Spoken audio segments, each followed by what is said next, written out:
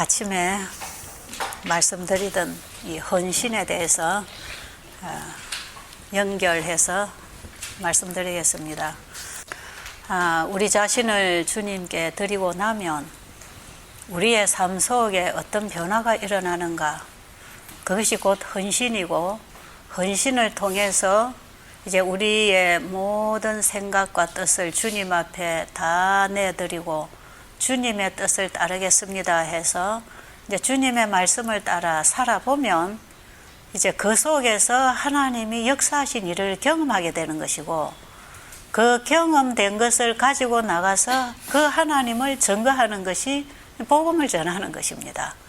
성경은 그냥 읽어서 내용을 이해해서 책에 있는 내용을 전달하는 게 아니고, 이 말씀은 우리가 받아 먹고 그것이 내 살이 되고 피가 되고 삶이 되고 힘이 되고 운동력이 되어서 살았더니 하나님의 말씀이 이렇게 내 삶 속에서 이루어졌다 하는 것을 증거하게 되어 있는 것이에요. 그래서 이 성경의 저자들은 자기들에게 경험된 하나님의 사랑을 그들이 증거하고 있는 것입니다.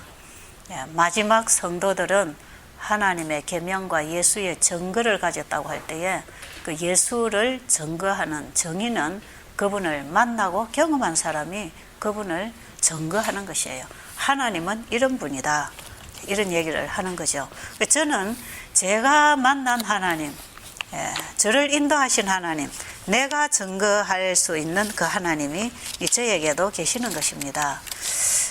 제가 우리 집에 제 방에 방문에 가면 이런 글귀가 하나 쓰여 있어요. 시편 117편 17절의 내용을 제가 제 방에 제 방문 앞에 써서 붙여놨어요. 이 내용이 뭐냐 하면, 내가 죽지 않고 살아서 여호와께서 하시는 일을 선포하리로다. 내가 죽지 않고 살아서 여호와께서 나에게 행하신 그 기이한 일을 내가 선포하리로다. 이것은 하나님의 사랑을, 그 하나님의 인도하심과 그분의 능력을 경험한 사람은 이것을 전하지 않고는 견딜 수 없는 것이죠. 그래서 그 일을 전하는 것입니다. 시편 107편 8절에도 보면 이런 말씀이 있죠. 여호와의 인자하심과 인생에게 행하신 기적으로 말미암아 그를 찬송할지로다. 하나님께서 하신 그 기이한 일, 정말 나의 삶을 기적으로 인도해 가신 그 하나님, 그 하나님을 찬송할지로다. 그 하나님께 영광을 돌리고 그분을 얘기하는 것입니다. 이 성경을 기록한 분들이 자기들이 그렇게 하고 있는 것입니다. 자, 그러면 우리가 우리 자신을 주님께 드린다 하는 것은 내가 십자가에 죽고 그리스도가 내 안에 사시는 경험인데, 우리가 예수님의 사랑을 느꼈다, 깨달았다, 안다, 이걸로 끝나는 게 아니고 거기에는 반드시 하나의 반응이 일어나는데, 나를 주님께 드리는 선택이 일어납니다. 왜냐하면 사람은 가장 좋은 것을 선택하게 되어 있고 자기를 가장 사랑하는 사람을 사랑하게 되어 있기 때문에 우리가 예수님의 사랑을 만나면 그분을 사랑하게 되는 것이죠. 자, 그런데 그 사랑을 한갓 이론으로 그치고 나면 아무런 변화가 안 일어나고 하나의 감정으로 끝나버립니다.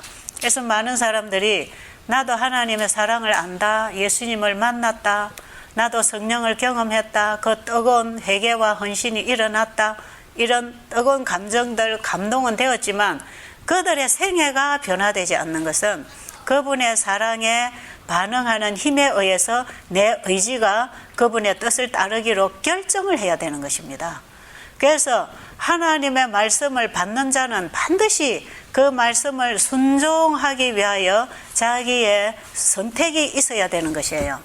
그래서 하나님의 말씀에 따라 순종하고 살아갈 때 그 신앙이 유지가 되고 이루어져서 많은 사람들에게 빛이 되고 성령의 열매를 맺게 되고 하나님께 영광을 돌리는 이런 생활의 빛이 나가는 것입니다.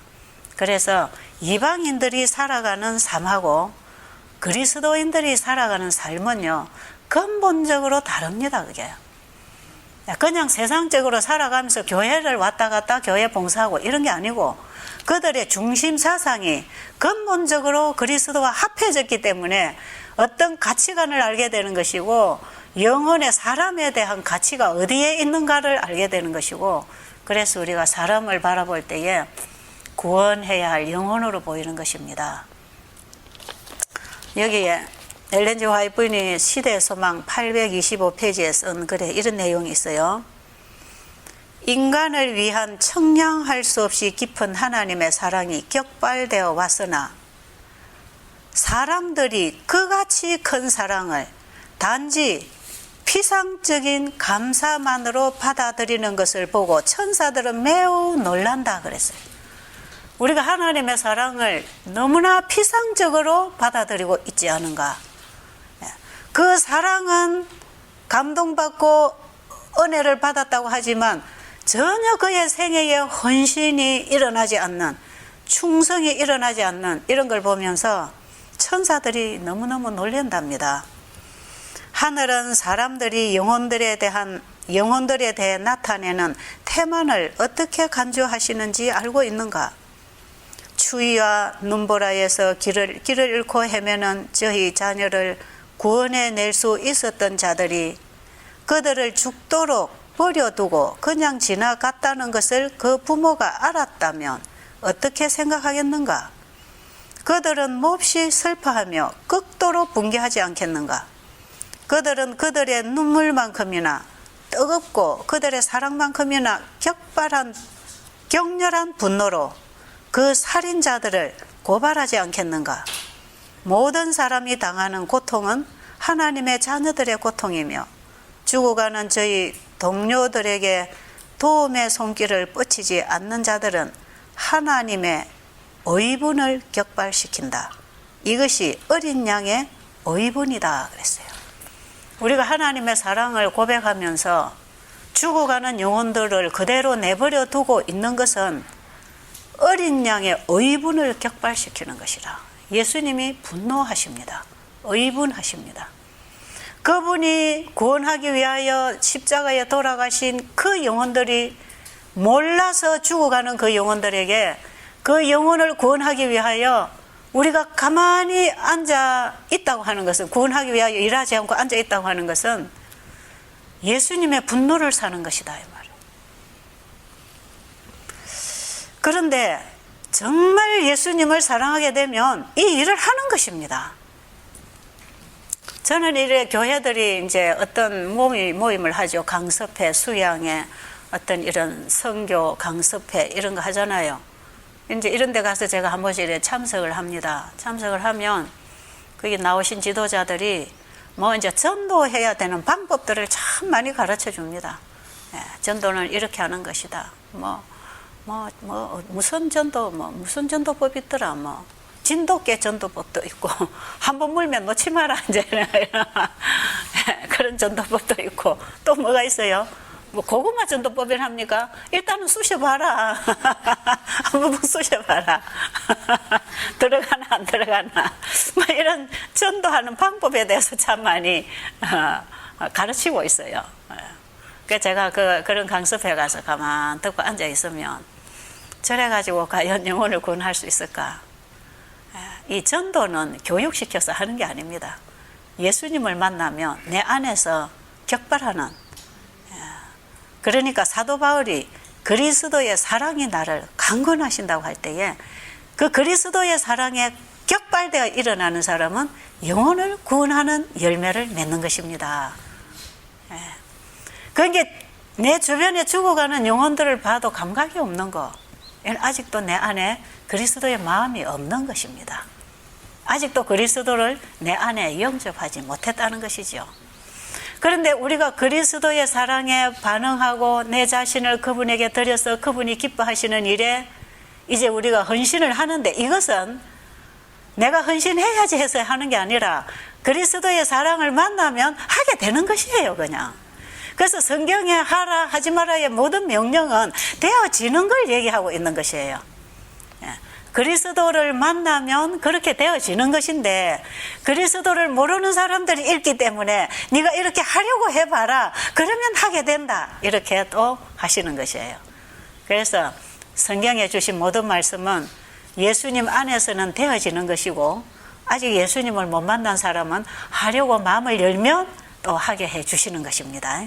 그러니까 우리가 성경대로 순종하지 못하고 살지 못하고 이기적으로 이렇게 살아가는 것은 예수님을 알려고도 안 하고 예수님 뜻대로 살고 싶지도 않고, 예수님이 우리를 위해서 구원했다고 하니까 그러면 그 구원만 따먹으려고 열심히 그냥 믿습니다 하고 있는 것입니다. 그냥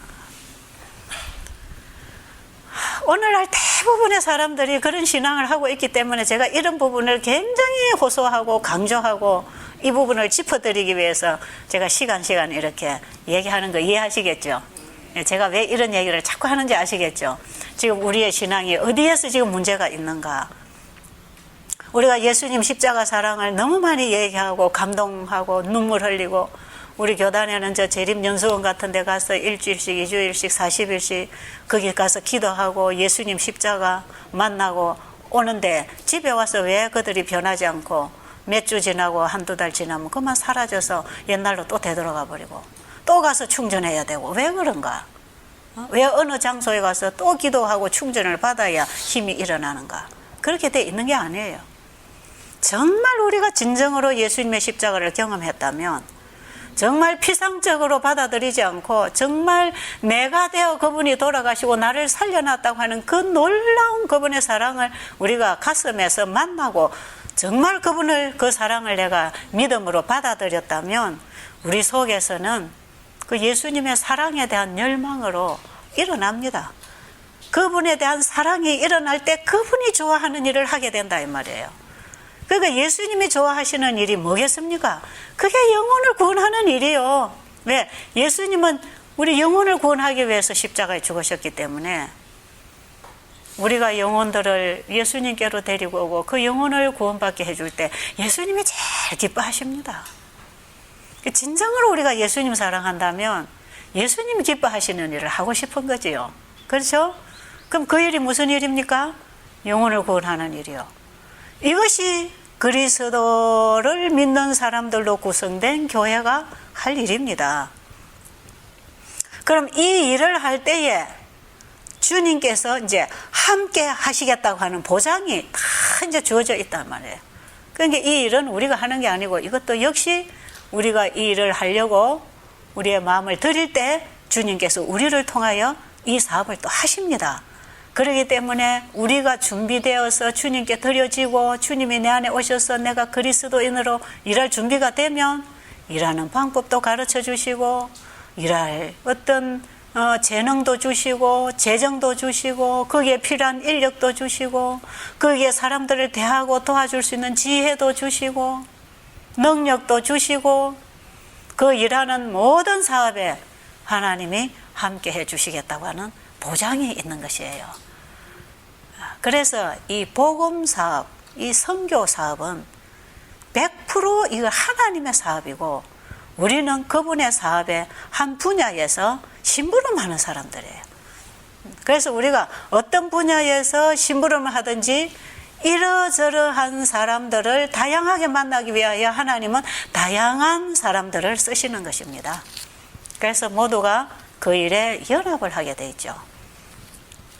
저 같은 경우는 이런 의료 선교 사업을 통해서 그 일에 한 몫을 하고 있는 것이고, 또 여러분들은 여러분들이 하고 있는 어떤 분야를 통해서 여러분의 사업처를 통해서 여러분이 거래하고 있는 사람들을 만나면서 여러분들은 어떤 방법으로든지 여러분이 할 수 있는 그 영역에서 그 사업을 하는 것이에요.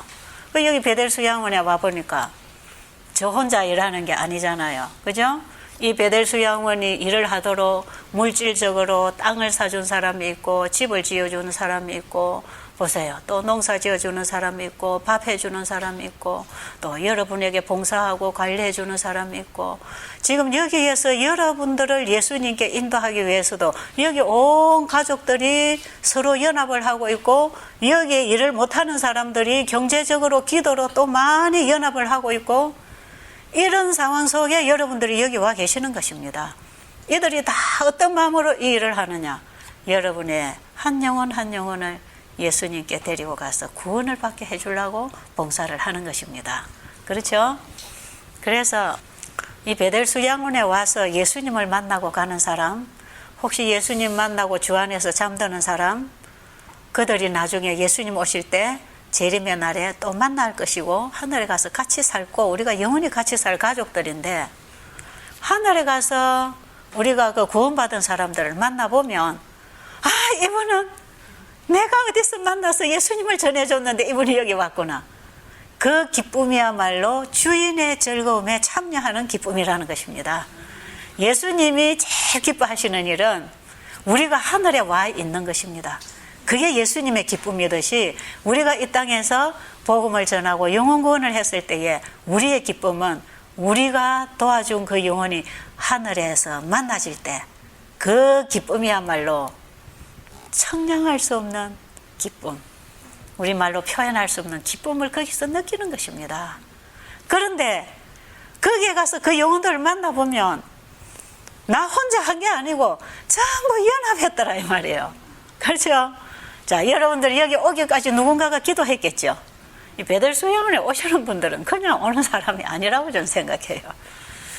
하나님께서 여러분들의 기도를 들으시고 여러분의 필요를 아시고 여러분의 중심을 보시고 이방인 고넬료를 베드로에게 접목시켜 주셨던 그 하나님께서 여러분들이 정말 진리를 찾고 주님의 길을 찾는 사람들을 하나님께서 이렇게 연결을 시켜서 하늘 가는 길을 똑바로 찾아가도록 하나님께서 인도하셨다고 저는 생각하거든요.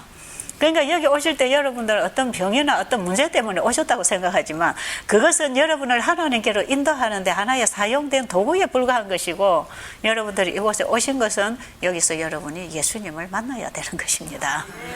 저는 여러분들을 하나님께서 다 그래서 보내셨다고 생각하고 있기 때문에 제가 여러분들에게 어떻게 봉사해야 되는지를 이제 깨닫고 있는 거지요.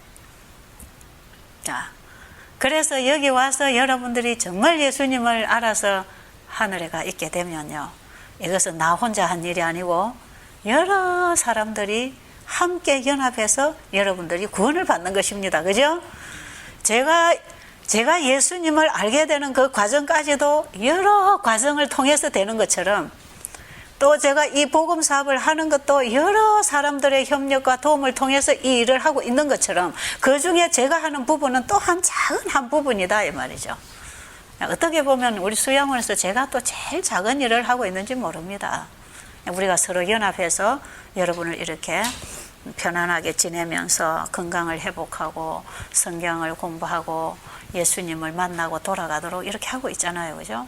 그래서 제가 이 일을 이렇게 해보면서 이 수양원을 통해서 많은 사람들이 하나님을 발견하고 예수를 믿게 되고 이제 이런 일이 있지만, 나 혼자서 한 건 한 가지도 없더라 이 말이죠.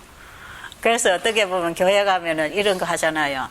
아, 김아무개 집사가 금년에 몇 명을 침례자를 냈다, 몇 명의 영혼을 하나님께 인도했다, 이런 숫자 정하고 이름 올리고 칭찬하고 상 주고 이런 일 있죠. 우리 교회는 그런 일이 있대요. 저는 그런 일이 어떻게 보면 그 한 사람이 인도한 것이 아니기 때문에 그 한 영혼이 하나님 앞에 돌아봤을 때 그 한 사람의 이름이 거론되는 것은 별로 저는 합당하지 않다고 생각하는 것입니다. 예를 들어서 베델 수양원에서 1년에 몇십 명이 침례를 받았다 할 때에는 이 베델 수양원에는 저 혼자만 하는 일이 아니고 여기에 봉사하는 여러 사람을 통해서 한 영혼이 예수님께 드려진단 말이에요. 그렇죠? 우리 교회도 마찬가지예요. 우리의 삶 속에서 만나는 영혼들도 마찬가지예요. 그래서 우리는 어떤 영혼을 하나님께 인도했다고 해서 자기 이름이 올라갈 필요도 없고 자기가 영광을 받을 필요도 없고, 어떤 영혼이 한 사람 하나님 앞에 나왔으면 여기는 여러 사람들이 기도하고 가르치고 협력하고 이렇게 해서 한 영혼이 주님께 드려지는 것입니다. 그렇죠? 내가 이렇게 일을 했는데 왜 나를 몰라주고 이렇게 할 필요가 없다 이 말이에요. 그런 게 아니더라고요. 그러니까 누가 1년에 몇 명 침례자 숫자를 냈다, 이것도 그렇게 되는 게 아닙니다. 그건 다 사람이 영광을 받는 것이고 자신을 높이고자 하는 이런 정신이 있기 때문에 그런 것은 안 하는 게 좋다 이 말이죠. 자, 그러면 하나님의 사업은 하나님이 하시는데 각양각색의 사람을 사용하신다, 이렇게 생각하면 됩니다. 그렇죠? 한 영혼이 주님께 드려지면 이 영혼이 주님께 나오기까지 100% 하나님이 역사하셨다, 이렇게 돼야 되는 거예요. 그렇죠? 진짜 그렇더라고요. 진짜 그래요. 여기 우리 수양원에 오시는 분들이 초교파에서 오시잖아요. 근데 여기 봉사하는 사람 지금 여러 사람들이 지금 봉사하고 있잖아요. 그런데 아무리 이 사람들이 봉사하고 잘 가르치고 친절을 베풀고 사랑을 주고 좋은 음식을 해 먹여도요, 제가 또 아무리 말씀을 잘 가르치고 전해도요, 그 사람 속에 성령이 역사하지 아니하시면 이 은혜가 한 방울도 안 들어갑니다. 저는 이걸 절실히 느끼고 있어요. 어떤 때는 여기서 어떤 분들이 침례를 받겠다고 해서 다른 분들도 침례를 받으시려나 해서 이렇게 한번 공부를 시켜보면 아무리 좋은 말을 하고 아무리 설득을 시키고 확신 있게 가르쳐줘도요, 내가 하나님의 자녀가 되겠습니다 하는 결정을 안 합니다. 안 해요. 안 해요. 어떤 사람들은 진심으로 거듭나지 못하고 물에만 풍덩 들어갔다 나온다고 그게 무슨 침례냐 하지만, 물에만 풍덩 들어가는 그것도 결정하기 참 어렵습니다. 그것도 성령이 역사 안 하시면 그 결정도 안 해요. 여기 오신 분들이 내가 정말 예수님 믿고 내 침례받고 하나님 자녀 되겠습니다 할 때에는요, 100% 그는 성령의 역사고 하나님이 하신 일입니다. 그러니까 내가 만약에 하늘에 들어가 있다면 그것도 100% 하나님의 은혜입니다. 거기에 우리 인간 도구들이 약간 연합을 이루어서 도와드린 것에 불과하는데, 우리가 하나님의 일을 한다, 복음 사업을 한다, 이것은 하나님이 하시는 일에 작은 한 부분에 끼어들어서 한 부분을 하는 것입니다. 이 몸을 위해서 눈은 눈의 일을 하고 입은 입의 일을 하고 손은 손의 일을 하고 각 지체가 자기 일을 해서 몸을 도우듯이 주님께서 하시는 이 복음 사업에 우리 각각 우리가 가지고 있는 재능대로 연합을 하는데, 그 일에 마음을 다하고 뜻을 다하고 목숨을 다하여 헌신하면 다 한 것처럼 하나님은 쳐주신다 이 말이에요. 그러니까 우리가 그 부분에 다 하는 것입니다. 이게 헌신하는 것입니다. 그렇게 하실 마음이 있으세요? 이렇게 헌신을 해보면 하나님께서 어떤 약속을 계속 이루어 가시는가. 어차피 이 땅에서 복음 사업은 사람을 통해 하십니다. 천사를 통해 하시는 게 아니고 사람을 통해 하시기 때문에 사람이 일하는 그런 어떤 일 속에서 일이 일어날 것이기 때문에 하나님은 사람이 하는 일에 도우신다 이 말이에요. 시대의 소망 825페이지에 하나님께서 함께 하시겠다는 약속은 교회가 그분의 사업을 수행하고 있을 때에 이루어진다 그랬어요. 하나님이 늘 우리와 함께 하신다는 그 약속들 많이 있잖아요. 그건 우리가 어떻게 할 때에 그 하나님의 사업을 하고 있을 때 그 약속이 이루어진다 이 말이에요.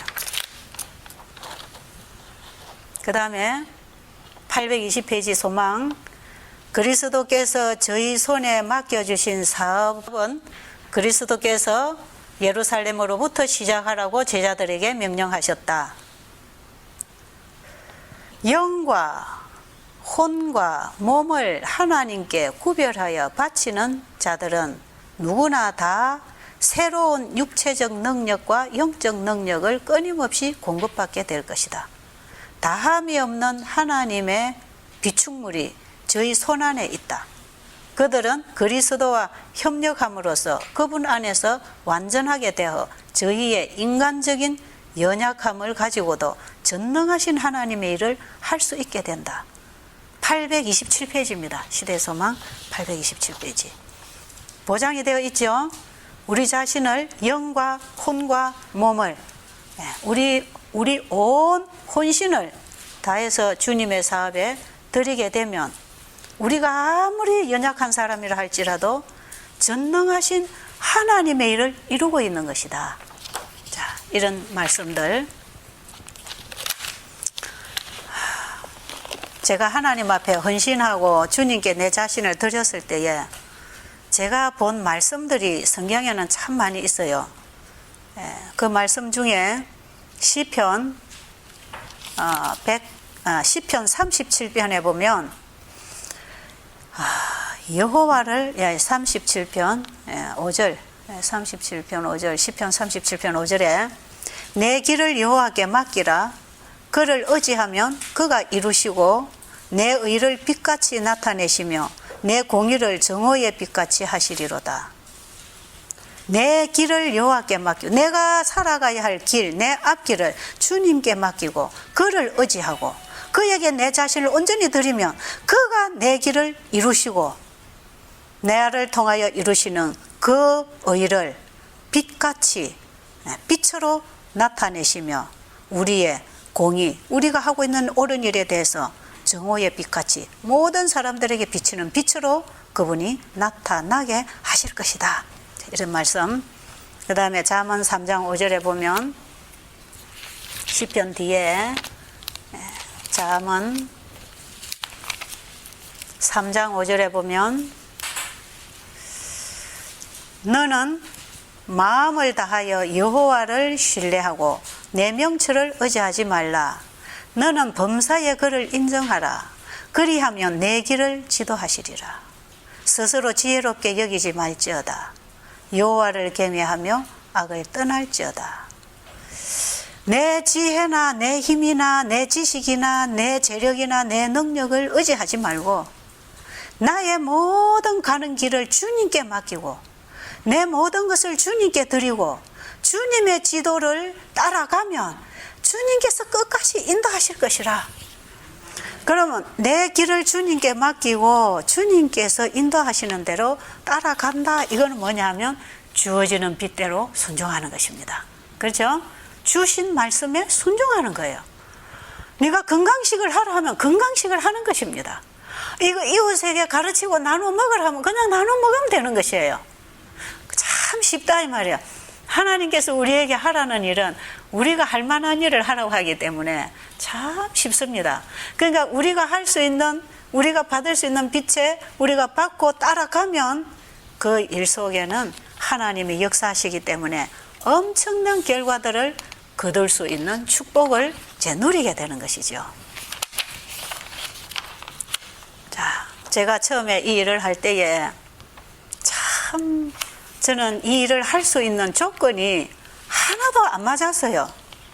뭐 가진 것도 없고 아는 것도 없고 잘난 것도 없고 뭐 어떤 사람을 설득시킬 그런 어떤 능력도 설득력도 없고 정말 저는 이 일을 처음에 시작할 때에 딱 한 가지 뭐만 봤냐 하면 주님이 나를 사랑하셨기 때문에 나는 주님만 사랑하고 살고 싶은 그 마음이 일어나서 그냥 내 마음을 주님께 드리면서 하나님의 말씀이 올 때 그걸 순종하려고 그냥 한 것뿐이에요.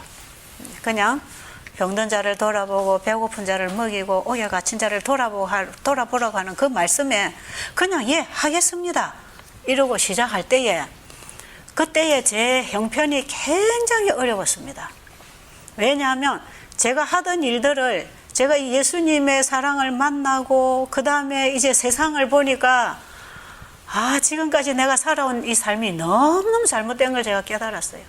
너무너무 내 자신만을 위하여 살아왔다는 걸 깨달으면서 그걸 다 포기하고 이제 주님의 일을 하기 위해서는 제가 하던 일을 다 놔버려야 되는 겁니다. 제가 하던 일을 다 정리를 해버렸어요.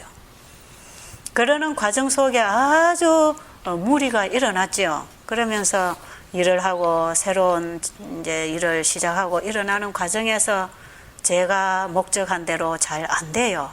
그러면서 몇 년을 이렇게 시들면서 경제적으로도 어려워지고 여러 가지 어려운 상황에 처해 있었는데 정말 주님께 드릴 거라고는 그냥 내가 말하고 움직이고 일할 수 있는 요것밖에 드릴 게 없었어요. 아무것도 그분에게 드릴 게 없었습니다. 재정도 없었고 가진 것도 없고 아무것도 없는데 그냥 저는 제 몸을 그냥 드려버렸어요. 주님, 저를 주님께 드리겠습니다. 제 남아있는 인생도 주님께 드리겠습니다. 이걸 주님이 쓰십시오. 그 외에는 드릴 거라고는 죄밖에 없습니다. 그리고 가지고 있는 건 빚밖에 없습니다. 제가 주님께 드릴 거 아무것도 없습니다. 그냥 제 이 몸만 드리겠습니다. 그 저를 주님이 그냥 알아서 쓰십시오. 이렇게 하면서 봉사를 시작했기 때문에 저는 지금도 내 것을 챙기고 싶은 마음이 없어요. 왜 그러냐 하면 이거 다 내 것이 아니거든요. 나는 내 것이 처음에 아무것도 없었어요. 그러니까 요거는 내 거니까 내 거 좀 챙겨놓고 주님 일을 한다, 이런 게 저에게는 없었어요. 그러니까 완전히 밑바닥에 떨어져서 내 것을 완전히 털어버릴 때까지 하나님은 저를 기다리고 계셨다는 걸 제가 알아요. 왜냐하면 내 걸 가지고 주님의 사업에 했으면 이거는 내 겁니다 하고 내 몫을 찾을 거 아닙니까? 그죠? 그러겠죠? 내가 아마 큰 집을 지어놓고 주님, 내가 이 집에서 주님 일을 하겠습니다 하면 이 집은 항상 내 건 줄 안다 이 말이에요. 예. 내가 은행에 돈을 많이 넣어놓고 그 돈을 가지고 사람들 먹이고 봉사하고 일을 했으면 그 돈이 지금도 그건 내 거라고 생각할 거다 이 말이에요. 내 것을 드렸다 이렇게 생각할 텐데, 하나님께서는 저에게 내 거라고 하는 거는 아무것도 없이 다 이렇게 바닥에 떨어지게 하시고, 거기서 내 주님을 드렸을 때, 내가 나를 주님께 드렸을 때에 주님께서 주셔서 하게 하셨어요. 계속 주셔서 하게 했어요. 그게 주님이 주신 걸 주님을 위하여 또 나누고 주님을 위하여 나누고 이렇게 할 때에 그에 필요한 모든 것을 주님이 다 주시더라 이 말이에요. 자, 여기에 이런 말씀이 있어요. 시대의 소망 371페이지에 우리가 가진 재정이 사업을 하기에 충분하지 않을 것처럼 생각될지라도 전능하신 하나님의 능력을 믿고 믿음으로 전진하면 풍성한 원천이 우리 앞에 공개될 것이다. 제가 지금 가난해 보입니까? 안 그렇지요? 보세요. 이 약속이 이루어져 나온 거라니까요. 저는 하나님께서 왜 나에게 이런 것을 다 주시고 이 일을 하게 하셨는가, 제가 그걸 깨달을 때에 시편 117편 17절에 여호와께서 행하신 그 이적을 많은 사람 앞에 선포하라고 하나님이 나에게 그 경험을 주신 것입니다. 그렇기 때문에 저는 이것을 하나님 앞에 영광을 돌리기 위하여 사람 앞에 이걸 얘기해야 되는 것이에요. 하늘에 계신 주님의 사업에 현명하고 경제적으로 사용한 적은 물질은 나누어주는 바로 그 행위를 통하여 증가할 것이다. 주님께서는 주라 그리하면 줄 것이다 라고 말씀하신다. 우리가 가지고 있는 것 내 거 아닙니다, 이거 주님 것입니다 할 때 주님이 그거 저기에 주라, 저 사람에게 필요하니까 주라 할 때에 주면 주는 그 일을 통해서 또 들어오게 하셔서 더 많이 주실 것이라. 이것이 심으면 거두는 법칙입니다. 여러분 여기 와보니까 참 환경이 좋잖아요. 그죠? 좋지요? 그런데 처음부터 여기가 이렇게 좋은 건 아니에요. 그런데 제가 처음부터 이 자리에 앉은 게 아니고 제가 저 하동읍 근교에서 이제 시골 생활을 들어간다고 해서 시골로 들어가서 이 일을 시작하게 됐는데, 거기에는 주변이 이렇게 하우스를 많이 하고 있는 들판입니다. 들판. 거기에 제가 땅을 사고 들어가서 이제 시골 생활을 하겠다고 거기서 일을 시작하면서 이제 저는 이런 일이 이렇게 이루어질 줄도 모르고 내가 뭔가 사도 바울처럼 작업 선교를 해야 되기 때문에 뭔가를 하면서 이제 내가 만나는 영혼들에게 봉사하고 주님을 전해야 되겠다 해서 제가 시골 생활 들어가서 제 생활의 터전을 만들고 그 다음에 이제 봉사를 시작하고 이렇게 했는데, 제가 시작한 일은 다 망해버리고 그 자리에 영혼들이 자꾸 들어오는 것입니다. 그러니까 먹을 게 없어질 거 아닙니까? 수입이 생길 사업은 자꾸 망해버리고 얻어먹을 영혼들만 자꾸 집에 들어오니까 그 먹일 게 없잖아요. 그래서 제가 솔직히 말해서 제가 의상실을 하고 있다가 접고 이렇게 시골로 옮겼기 때문에 저는 나가서 일을 하면 금방 수입을 얻는 길을 제가 알아요. 그렇게 하면 되겠는데 제가 그 유혹을 굉장히 많이 받았습니다. 나가서 내가 1, 2년만 일을 하고 주님의 일을 할까? 내가 아무래도 경제적으로 준비를 해서 주님 일을 해야지, 이 오는 사람에게 먹일 것도 없는데 내가 이 일을 하는 것은 이게 덕이 안 되겠다. 그래서 제가 이 부분을 놓고 굉장히 많이 갈등했습니다. 그때에 여기서 일하고 있는 우리 큰딸이 엄마, 너희는 먼저 그의 나라와 그의 의를 구하라고 했지 않습니까? 그러면 그 위에 모든 걸 준다고 했는데 그냥 이대로 하십시오. 그건 제가 그때 마태복음 6장 33절에 그 힘을 우리 딸이 저에게 실어줬어요. 지금 이제 풀 깎고 있는 그 딸이 말이에요. 예, 그 딸이 베들수 양문의 아주 큰 일꾼이에요. 처음부터 저하고 이 일을 같이 해놓은 딸이에요. 그 얘기를 딱 듣는 순간에 그 빛이 저에게 왔어요. 예, 그래 맞아. 너희는 먼저 그의 나라와 그의 의를 구하라.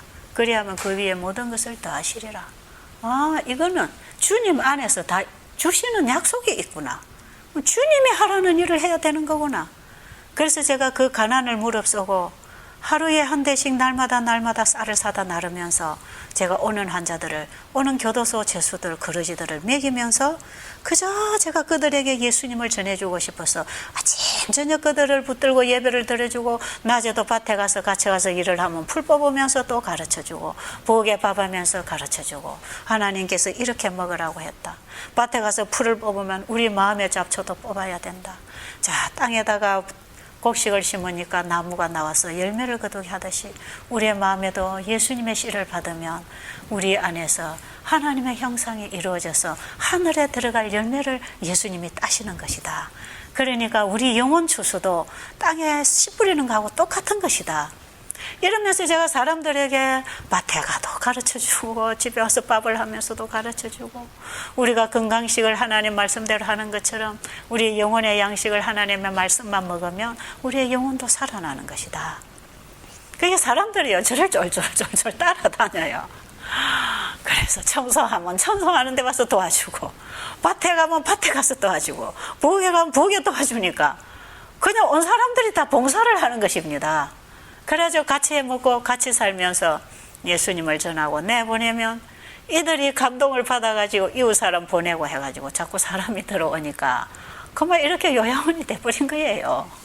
그래가지고 사람이 한 20여 명 우리 집에 살다가 이 산으로 이렇게 오게 될 때에 진짜 거기서 환자들을 제가 만나면서 밖에만 나가면 하우스 안에 전부 농약 냄새, 거름 냄새, 환자들이 산책하고 걷는다는 게 전부 들판을 돌아다녀야 되니까 환자들이 좋은 공기를 마실 수 없잖아요. 그게 참 제 가슴이 아팠어요. 그래서 어디다가 천막을 지어도 이 소나무가 있고 숲이 우거져 있는 산을 누가 하나 주면 천막이라도 짓고 거기다 환자를 데려다 놓고 싶은 거예요. 그래서 그런 생각을 하면서 길을 다니면 산이 저 산세가 좋은데 보면 저런데 누가 땅을 좀 주면 거기다 그냥 움막이라도 하나 짓고 우리 환자들 그리 좀 데리고 갔으면 좋겠다. 이제 이런 생각으로 한 1, 2년을 제가 다녔습니다. 그리고 다니고 일을 하고 있었는데 한 3년째 될 때에 여기에 이 산을 그 최성훈 목사님이 이 산을 주셨어요. 제가 하는 간증을 들으시더니 내가 이 산이 15,000평인데 11조를 떼서 내가 취집사한테 줄 테니까 거기 와서 집을 짓고 일을 한번 해보라 해서 들어온 곳이 지금 저기 우리 박 장로님 살고 계시는 바로 저 땅이고 저 건물이고 저 제일 처음 지었던 건물이고 거기 마당에 차 세우는 마당에 옛날 건물이 있었어요. 그 건물 하나를 탁 지어가지고 그 길 저쪽에 저 정연심 집사님 있는 그 땅까지 길쭉하게 1,600평을 받은 것입니다. 그래가지고 처음에 그 집을 짓고 이렇게 이제 들어오게 되는데 그 이후에 이제 이 땅이 다 생겼고 이제 집이 지어졌잖아요. 그죠? 그런데 저기에 처음에 집을 지을 때에 저쪽에 있는 걸 다 팔아서 빚 갚고 남는 거 가지고 오니까 돈 500만 원 가지고 들어왔는데 그 500만 원 가지고 집을 지으려니까 집은 견적을 해보니까 3천만 원 있어야 그 당시 집을 짓는데 500만 원 가지고 집을 지을 수가 있어야지요. 그 500만 원을 가지고 집을 짓기 위해서 우리 남편하고 저하고 딸하고 셋이서 삽으로 구덕을 다 팠어요. 기초 넣는 걸. 우리가 이제 그림을 이래 그려놓고 이래가 시골집 그냥 신고하고 지면 되니까. 그래가지고는 이 기초를 삽으로 파가지고 버루크를 쌓아 올려가지고 처음 이제 집 한 채를 짓고 시작을 하고 그 다음 이제 여러 가지 과정을 통해서 기도하면서 이제 이게 다 구입이 됐는데 이 집을 이렇게 짓기까지는 이제 한 3년밖에 안 됩니다. 옛날에는 그 옛날 건물에 그냥 일을 했는데, 이제 제가 처음에 이 일을 하다가 보니까, 뭐 아무데도 이런 요양원이 없으니까 사람들이 이쪽으로만 모여드니까 한 방에 지그재그로 잠을 자도 그냥 다 여기를 오겠다고 하니까 사람들이 오는데, 나중에 얼마 지나니까 한국에 요양원들이 많이 생기잖아요. 그러니까 새로운 시설들이 만들어지고 요양병원들이 만들어지고 이제 이러니까 사람들이 여기는 시설이 나빠 이제 안 오는 겁니다. 그래가지고 제가 이 시설에서는 손님을 받을 수가 없었어요. 그래가지고 몇 분들 오시는 분들만 이렇게 받아들이고 그러면서 이제 외국에서 저를 자꾸 초청이 오니까 그 집회 스케줄을 제가 다 잡아버렸어요. 집회 초청 오는 것마다 집회를 다 잡으면 1년 내내 이제 외국에 가서 일을 해야 되는 그런 스케줄이 잡히는데 그래서 제가 여기를 누구를 좀 맡기고 하라 그러고 제가 이제 미국에 가서 주로 많이 이제 일을 했죠. 미국이나 카나다나 이쪽으로 많이 다니고 이제 일본 뭐 중국 이런 데를 다니면서 이제 각 나라를 제가 뭐 호주고 뭐 독일이고 할 것 없이 이제 이 초청이 들어오면 제가 이제 자꾸 바깥으로 다니면서 이 세미나를 열고 이런 일을 하고 있었는데 제가 이렇게 시차 걸려서 과로하고 돌아다니다 보니까 제 몸에 이제 에너지가 완전히 이제 소진이 되니까 제 눈이 이제 나빠지기 시작한 거예요. 그래가지고 원래 이 나빴던 이 원래 유전적으로 문제가 있던 이 눈이 딱 시력이 이제 갑자기 가게 되면서 제가 이제 사람들을 잘 못 만나고 잘 못 알아보고 혼자 잘 못 다니고 이러니까 제가 이제 바깥 집회를 점점 안 받았어요. 못 다니겠으니까. 그래가지고 제가 어떤 생각을 했냐면 여기 있는 시설에다가 정말 좋은 시설에 가고 싶은 사람은 좋은 시설을 가게 하고 이거라도 필요하다면 사람들이 와서 도움을 받고 가도록 내가 집에서 옛날에 처음 시작할 때처럼 그래도 처음 시작할 때보다는 훨씬 좋으니까 처음 시작할 때처럼 그냥 꼭 필요한 사람 가난한 사람들 오면 내가 도와주리라 이렇게 생각하고 이제 집에 들어가서 일을 했지요. 그게 이제 불과 몇 년 됐습니까? 이제 한 4, 5년밖에 안 됩니다. 그 이전까지는 주로 한 6, 7년을 외국에서들 많이 일을 했으니까요. 그래가지고는 들어와서 일을 하면서 이제 집안을 좀 청소하고 집을 좀 관리하면서 집에 와 있으니까 제가 와 있다는 소문이 언제 나갔는지 또 전화가 자꾸 와요. 그래가지고는 사람들이 들어오기 시작하는데 사람들이 또 자꾸 이제 밀려드는 것입니다. 그러면서도 이제 전화가 올 때 부부가 독방을 쓸 수 있습니까? 이제 이런 질문에는 제가 하나도 없습니다. 그 이제 방이 없습니다. 이러고 이제 이런 분들은 못 받고 그냥 뭐 나는 몇 명이 자도 좋으니까 제 방만 주세요 하는 사람들만 이제 받아들이는 거죠. 그렇게 해서 손님을 받고 있는데 자꾸 사람들이 이제 들어와요. 들어오니까 또 이제 방이 모자라서 못 받습니다. 이제 이렇게 되는 거예요. 그런데 어떤 분이 이 환자를 데리고 왔는데 세 분이 교회 집사들이에요. 세 분이 와가지고는 환자를 한 분 데리고 왔는데 방이 없어서 돌려보내야 이제 될 판이에요.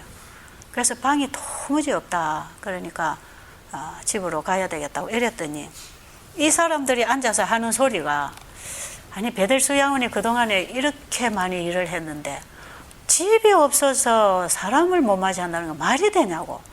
그러지 말고 우리가 막 십시일반으로 돈을 좀 내가지고 여기 환자 숙소를 하나 지어주자 이렇게 된 거예요. 그래가지고 환자 숙소를 짓는다고 말을 하고 갔지만 돈이 온 건 아니에요. 이거 말하고 간 사람들이 아직도 두 사람은 돈 안 줬거든요.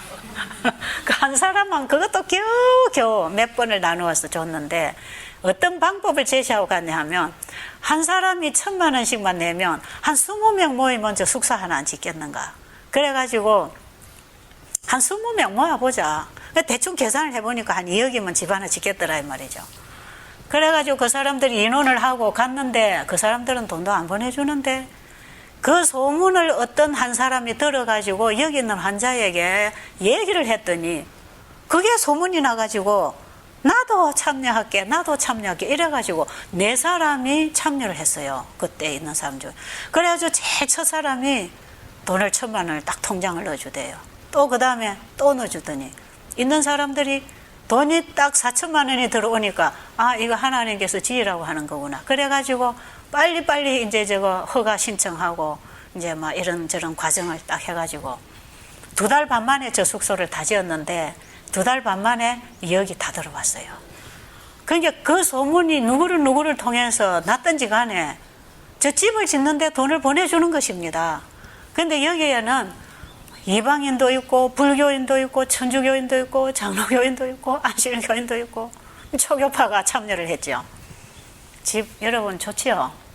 그래가지고 저 집을 지으면서 크게 요양원 같은 시설을 안 하고 가정집 같은 분위기로 오손도손하게 이렇게 좀 하려고 이제 저렇게 집을 제가 그림을 다 그려가지고 설계사다 이제 우리 딸하고 같이 그려가지고 주면 설계사서 도면이 나오면 그걸 받아가지고 우리는 전부 사람을 불러다가 이제 지경으로 짓는 겁니다. 그 이제 우리 딸이 이 집 지금 한 5, 6채 지었잖아요. 저 딸이 저 풀 깎고 다니는 저 딸이 전부 현장 감독해가지고 집을 다 지었어요. 그런데 이 집을 한 채를 이제 지었는데, 이 집 짓기 전에 요즘 식당 2층을 지었는데, 이 식당 2층도 어떻게 지어졌냐 하면, 어떤 분이 미국에서 부부가 환자한 사람을 또 데리고 왔어요.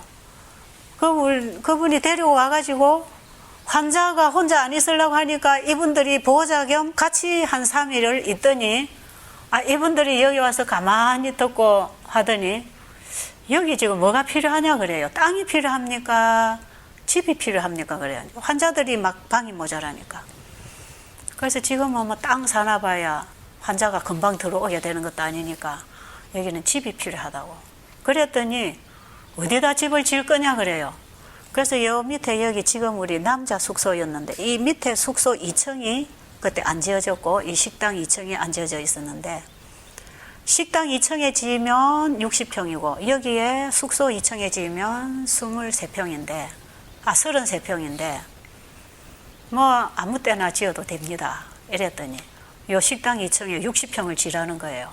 60평 지으면 돈이 얼마나 들겠느냐 그래서 그 당시에 나무집으로 이래이래 지니까 얼마가 들겠습니다 했더니 든다는 돈보다 더 보냈어요. 1억 3천만 원을 딱 보냈어요. 그래가지고 그 돈을 받아가지고 또 지경으로 이제 불러다 저걸 딱 짓고 나니까 돈이 남아요. 그래가지고는 그 돈을 가지고 이 교회 전부 지붕부터 전체 리모델링 다 하고 이제 그 집도 식당 밑에 칸도 전부 리모델링하고 그 집질돈 가지고 이제 이걸 지경으로 지니까 돈이 남더라고요. 그래가지고 이걸 다 이제 수리했죠. 그래도 이제 방이 모자라니까 저 여자 숙소를 이제 지은 거 아닙니까? 그래가지고 여자 숙소를 지었는데 집을 짓는 쪽쪽 그냥 사람이 자꾸 들어오는 거예요. 그 맨날 방이 없고 방만 만들어 놓으면 사람이 들어오니까. 그래가지고 저 집을 그냥 짓고 그냥 뭐 거의 완성되자마자 사람들이 그냥 다 들어와가지고 방을 채우는데 이제 지금 밑에 이쪽 숙소 밑에 칸은 옛날에 쓰던 건물이고 저쪽에는 새 건물인데 사람들이 이제 저기도 들어오고 이쪽에도 들어오고 뭐 여기 2층에도 들어오고 이제 막 들어오는데 이 밑에 들어오는 사람들은 저쪽에 새 건물에 사는 사람은 돈 많이 내는 사람이니까 좋은 집을 주고 자기들은 돈 작게 내니까 옛날 건물을 주는 줄 알아요. 그래가지고 환자들이 소외감을 느껴요. 우리도 뭐 돈 많이 내면 저쪽에 들어가나 이런 식으로 사람들이 쑥덕쑥덕 이제 하고 있는 겁니다. 그러니 은혜가 되겠습니까? 그래서 도무지 안 되겠다. 이걸 정해야 되겠다 해가지고 저쪽 숙소 새 건물은 여자 숙소가 되고 그 다음에 이쪽에 옛날 건물은 남자 숙소가 되고 그래서 여자 남자를 아예 갈라버렸어요. 그래서 남자는 오면 무조건 이쪽 숙소로 옛날 건물로 들어가고 여자들은 새 숙소로 들어가는데 부부가 같이 오면 여자 덕분에 남자도 새 숙소로 들어가는 것입니다. 이제 부부나 여자가 오면 저쪽 숙소로 들어갔죠.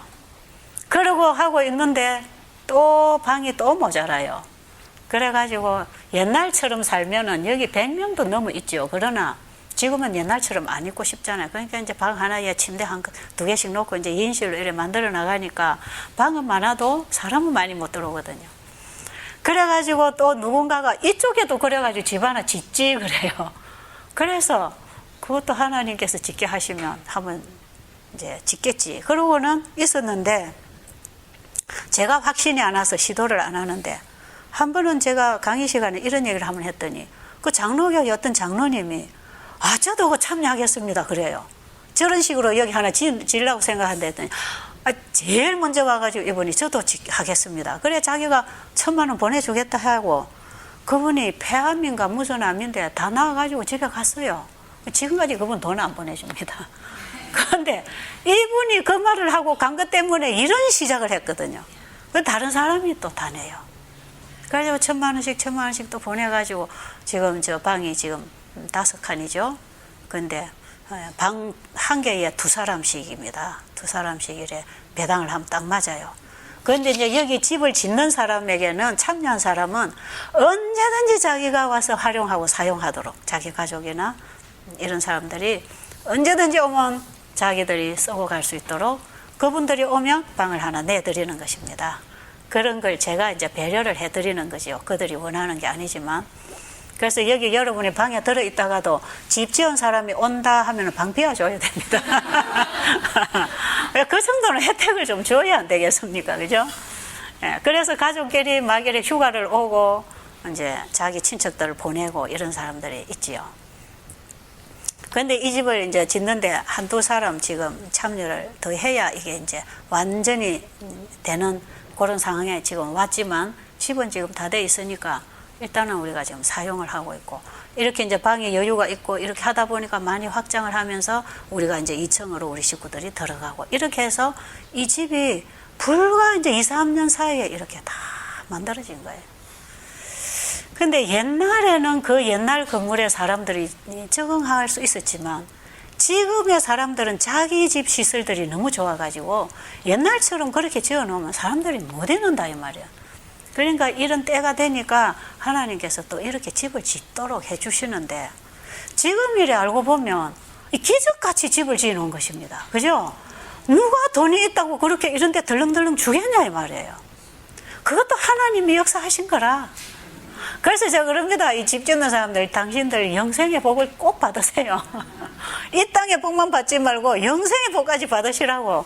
이곳은 영생을 위하여 일하는 곳이니까 당신들이 이 일에 참여하고 있는 거라고.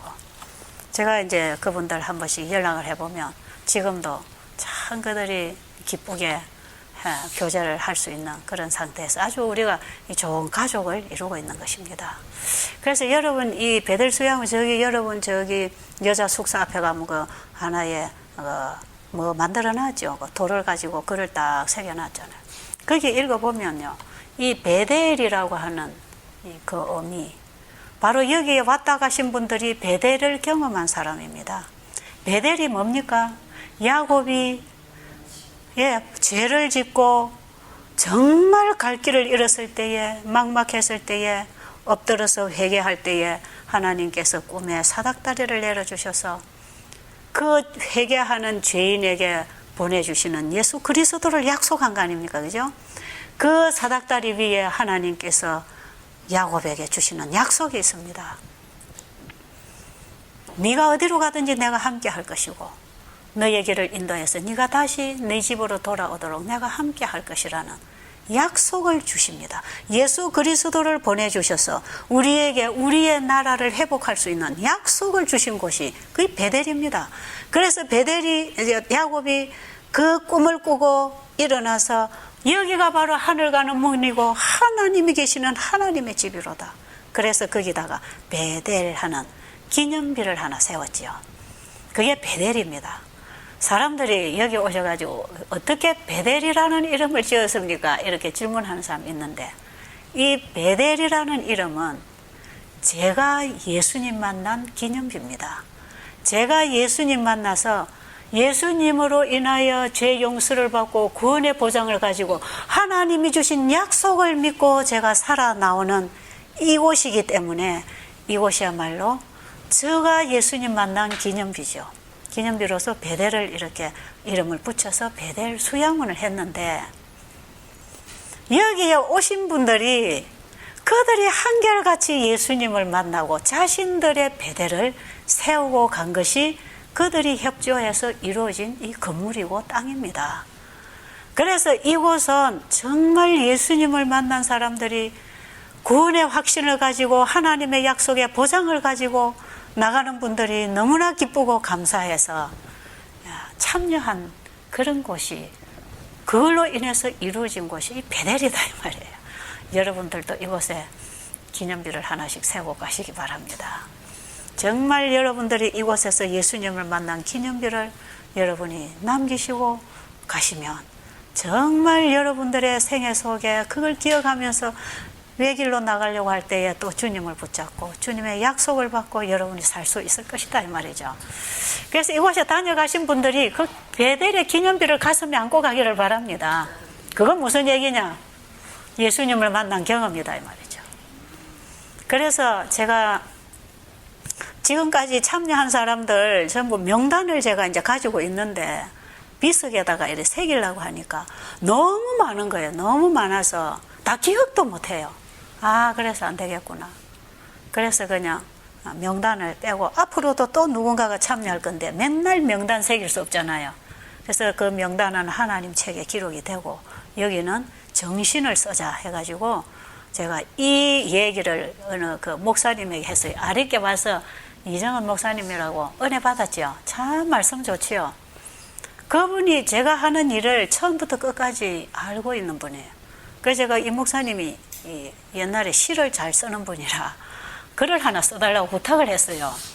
이 베델 수양원이 건축되기까지 일어나기까지의 이러이러한 경험들을 가진 사람들이 이렇게 지금 협조하고 일을 하고 가는 곳이니까 거기에 해당되는 글을 하나 써서 달라고 했더니 이분이 글을 써가지고 왔어요.